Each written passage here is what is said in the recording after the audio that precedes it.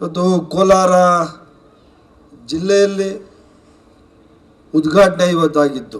ಸಮುದಾಯ ಆರೋಗ್ಯ ಕೇಂದ್ರ ನರಸಾಪುರದಲ್ಲಿ 12.5 ಕೋಟಿ ರೂಪಾಯಿಗಳು, ನಮ್ಮ CCB ತುರ್ತು ನಿಗಾ ಘಟಕಕ್ಕೆ 16.5 ಕೋಟಿ ರೂಪಾಯಿಗಳು, ಡಯಾಲಿಸಿಸ್ ಘಟಕಕ್ಕೆ 1.25 ಕೋಟಿ, ಮತ್ತು ಪ್ರಗತಿಯಲ್ಲಿರುವಂತಹ ಕಾಮಗಾರಿಗಳು ಸುಮಾರು 12.5 ಕೋಟಿ, ಮತ್ತು ಈಗಾಗಲೇ ಸ್ಯಾಂಕ್ಷನ್ ಆಗಿ ಇನ್ನು ಕೆಲವೇ ದಿನಗಳಲ್ಲಿ ಪ್ರಾರಂಭ ಆಗಬೇಕಾಗಿರುವಂಥದ್ದು ಮಾಲೂರಲ್ಲಿ 41 ಕೋಟಿ, ತಾಯಿ ಮಕ್ಕಳ ಆಸ್ಪತ್ರೆ ಮುಳಬಾಗ್ಲಲ್ಲಿ 20 ಕೋಟಿ ರೂಪಾಯಿ, ರೆಹಮತ್ ನಗರದಲ್ಲಿ 1 ಕೋಟಿ ಹಾಗೂ ನೂಗುಲ್ಬಂಡಿಯಲ್ಲಿ 1 ಕೋಟಿ, ಮತ್ತು ಆರೋಗ್ಯ ಮತ್ತು ಕ್ಷೇಮ ಕೇಂದ್ರಗಳಿಗೆ ಮಾಲೂರಿನಲ್ಲಿ 65 ಲಕ್ಷ, ಹೆಬ್ಬಗೋಡಿ ಮತ್ತು ಮಾಲೂರಲ್ಲಿ 65 ಲಕ್ಷ, ಹೊನ್ನೇನಹಳ್ಳಿ ಕೋಲಾರಲ್ಲಿ 65 ಲಕ್ಷ, ಪುಂಬರಹಳ್ಳಿ ಮುಳಬಾಗಲ್ ತಾಲೂಕು 65 ಲಕ್ಷ, ಸುಮಾರು 100 ಕೋಟಿ ರೂಪಾಯಿಗಳಿಗೂ ಹೆಚ್ಚಿನ ಹಣವನ್ನು ಬರೀ ಆರೋಗ್ಯ ಇಲಾಖೆಯಿಂದ. ರವಿ ಎಂಟರ್ಪ್ರೈಸಸ್ನಲ್ಲಿ ನಿಮಗೆ ಬೇಕಾದ ಎಲೆಕ್ಟ್ರಾನಿಕ್ಸ್ನ 20ಕ್ಕೂ ಹೆಚ್ಚು ಬ್ರ್ಯಾಂಡ್ ಕಂಪನಿಗಳ TV, fridge, washing machine, home theatre, sofa set, dining table, mattress, beds, ಎಲ್ಲಾ ರೀತಿಯ ಫರ್ನಿಚರ್ಗಳು ಕಡಿಮೆ ಬೆಲೆಗೆ ದೊರೆಯುತ್ತದೆ. ಹಿಂದೆ ಭೇಟಿ ನೀಡಿ ಕೋಲಾರದ ಸಂಗೊಂಡಳ್ಳಿ ಬಳಿ ಇರುವ ರವಿ ಎಂಟರ್ಪ್ರೈಸಸ್ ಮತ್ತು ಬ್ರಾಹ್ಮಣರ ಬೀದಿ, ದೊಡ್ಡಪೇಟೆ, ಕೋಲಾರ. ಕೋಲಾರ ಜಿಲ್ಲೆಗೆ ಕೊಟ್ಟಂತ ಸರ್ಕಾರ ಕಾಂಗ್ರೆಸ್ ಸರ್ಕಾರ, ಸಿದ್ದರಾಮಯ್ಯನವ್ರ ಸರ್ಕಾರ. ಯಾವತ್ತು ನಾವು ಇದನ್ನು ಮರಿಲಿಕ್ಕೆ ಸಾಧ್ಯ ಇಲ್ಲ ಅಂತ ನಾವು ಎಲ್ಲ ತಿಳ್ಕೋಬೇಕಾಗ್ತದೆ. ಆರೋಗ್ಯ ಕ್ಷೇತ್ರದಲ್ಲಿ ಮತ್ತು ಶಿಕ್ಷಣ ಕ್ಷೇತ್ರದಲ್ಲಿ ಇಡೀ ರಾಜ್ಯದಲ್ಲಿ ಆದಂತಹ ಕ್ರಾಂತಿಕಾರಕ ಬದಲಾವಣೆಗಳು ಈ 2.5 ವರ್ಷದಲ್ಲಿ ಏನಾಗಿದೆ, ಈ ಮುಂಚೆ ಯಾವತ್ತೂ ಆಗಿರಲಿಲ್ಲ.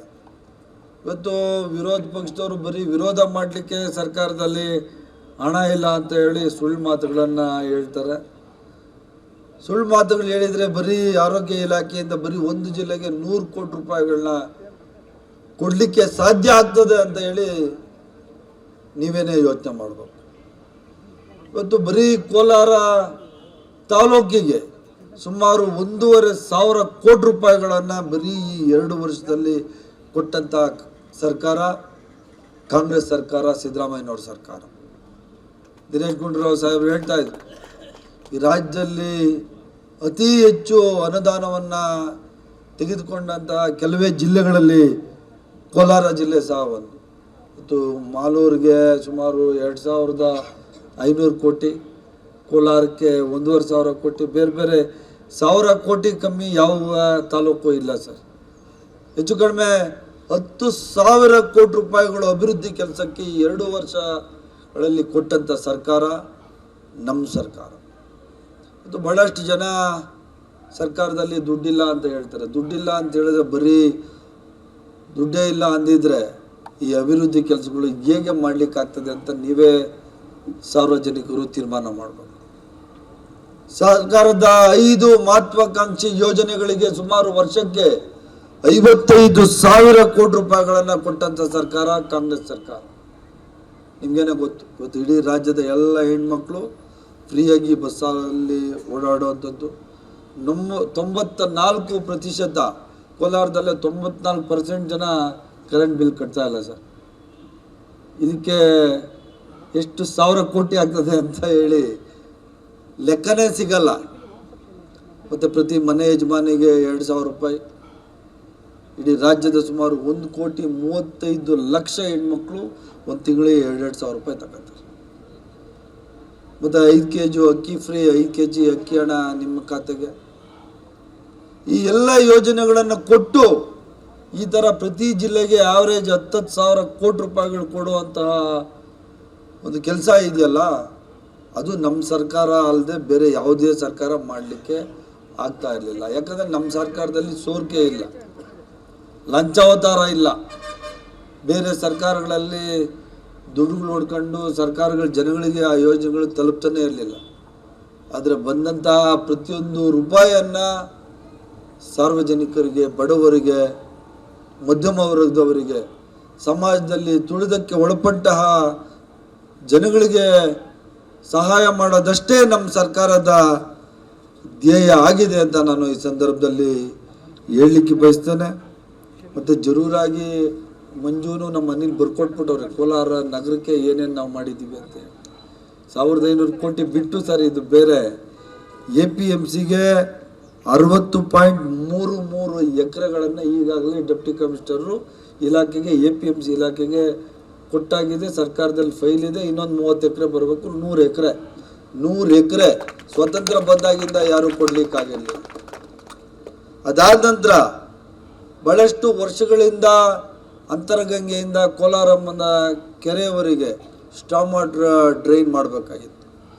ಮಳೆ ಬಂದರೆ ಎಲ್ಲ ಬಡವರು ವಾಸ ಮಾಡ್ತಾ ಇರುವಂಥ ಜಾಗಗಳಲ್ಲಿ ಎಲ್ಲ ಮನೆಗಳಿಗೆ ನೀರು ನುಗ್ಗಿಬಿಡ್ತಾ ಇತ್ತು.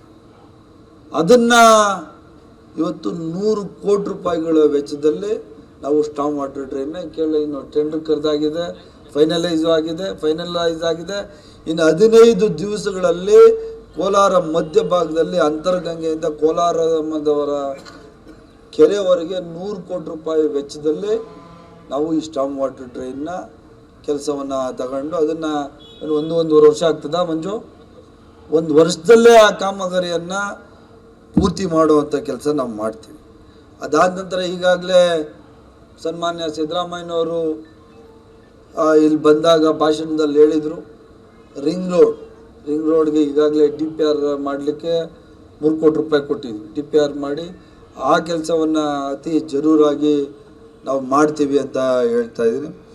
ಅದಾದ ನಂತರ ಕಳೆದ ಬಜೆಟ್ನಲ್ಲಿ ಕೋಲಾರಕ್ಕೆ PPP ಮಾಡಲಲ್ಲಿ ಮೆಡಿಕಲ್ ಕಾಲೇಜ್ ಮಾಡಬೇಕು ಅಂತ ಏನು ತಮ್ಮೆಲ್ಲರ ಬೇಡಿಕೆ ಇತ್ತು, ಆ ಬೇಡಿಕೆಗೆ ಸರ್ಕಾರ ಸ್ಪಂದಿಸಿ ಬಜೆಟ್ನಲ್ಲಿ ಘೋಷಣೆ ಮಾಡಿದರು.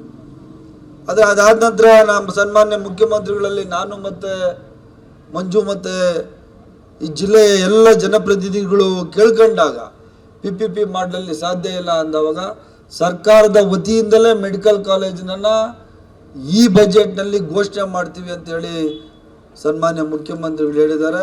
ಅದರಿಂದ ಸುಮಾರು 800 ಕೋಟಿ ರೂಪಾಯಿಗಳ ವೆಚ್ಚದಲ್ಲಿ ಮೆಡಿಕಲ್ ಕಾಲೇಜನ್ನು ಇದೇ ಪ್ರಿಮೈಸಸ್ಸು ಮತ್ತು ಪಕ್ಕದಲ್ಲಿರುವಂಥದ್ದು ನಿಮ್ಮ IBದು ಮತ್ತು ಅದಾದ ನಂತರ ಸಿರಿಕಲ್ಚರ್ ಇಲಾಖೆ 23 ಎಕರೆ ಜಾಗದಲ್ಲಿ ಸುಸಜ್ಜಿತವಾದ ಮೆಡಿಕಲ್ ಕಾಲೇಜನ್ನು ಕಟ್ಟುವಂಥ ಕೆಲಸಕ್ಕೂ ಸಹ ನಾವು ಚಾಲನೆ ಕೊಡ್ತೀವಿ ಅಂತ ನಾನು ಈ ಸಂದರ್ಭದಲ್ಲಿ ಹೇಳಲಿಕ್ಕೆ ಬಯಸ್ತೇನೆ.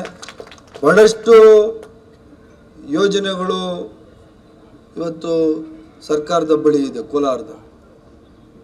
ಕೋಲಾರ ಅಂದರೆ ಮುಂಚಿನ ವರ್ಷಗಳಲ್ಲಿ ಬರಪೀಡಿತ ಪ್ರದೇಶ ಆಗಿತ್ತು. 1200 ಅಡಿ 1300 ಅಡಿ 400 ಅಡಿ ಬೋರ್ವೆಲ್ ಹಾಕೋದನ್ನು ನೀರು ಸಿಗ್ತಾ ಇರಲಿಲ್ಲ. ಆದರೆ ಸರ್ಕಾರ ಕೊಟ್ಟಂಥ ಯೋಜನೆಯಿಂದ ಇವತ್ತು 300 ಅಡಿ 400 ಅಡಿಗೆ ನೀರು ಸಿಕ್ಕುವಂಥದ್ದು ಇವತ್ತಾಗಿದೆ. ಎಲ್ಲ ಕೆರೆಗಳಲ್ಲಿ ನೀರಿನ ಸೆಲೆ ಜಾಸ್ತಿ ಆಗಿದೆ, ಬೋರ್ವೆಲ್ಗಳಲ್ಲಿ ಜಾಸ್ತಿ ಆಗಿದೆ. ಎತ್ತಿನ ಹೊಳೆಯಿಂದ ಕುಡಿಯುವ ನೀರಿನ ವ್ಯವಸ್ಥೆಯನ್ನು ಸಹ ನಾವು ಕೋಲಾರ ಜಿಲ್ಲೆಗೆ ಮಾಡ್ತಾ ಇದ್ದೀವಿ. ಇನ್ನು ಬರೋ ತಿಂಗಳಲ್ಲಿ ಇನ್ನೊಂದು 3000 ಕೋಟಿ ರೂಪಾಯಿಗಳನ್ನು ಎಲ್ಲ ಕೆರೆಗಳಿಗೆ ಕುಡಿಯುವ ನೀರಿನ ವ್ಯವಸ್ಥೆಯನ್ನು ಮಾಡ್ತೀವಿ ಅಂತ ನಾನು ಈ ಸಂದರ್ಭದಲ್ಲಿ ಹೇಳಿ, ಈ ಥರ ಹಲವಾರು ಕಾರ್ಯಕ್ರಮಗಳನ್ನು ನಾವು ಕೋಲಾರ ಜಿಲ್ಲೆಯಲ್ಲಿ ಹಮ್ಮಿಕೊಂಡಿದ್ವಿ. ಸರ್ಕಾರದ ಕಡೆಯಿಂದ ಏನೇನು ಜನಸಾಮಾನ್ಯರಿಗೆ ಕೆಲಸಗಳಾಗಬೇಕಾಗಿದೆ ಆ ಎಲ್ಲ ಕೆಲಸಗಳನ್ನು ಇವತ್ತು ಮಾಡುವುದ್ರ ಮುಖಾಂತರ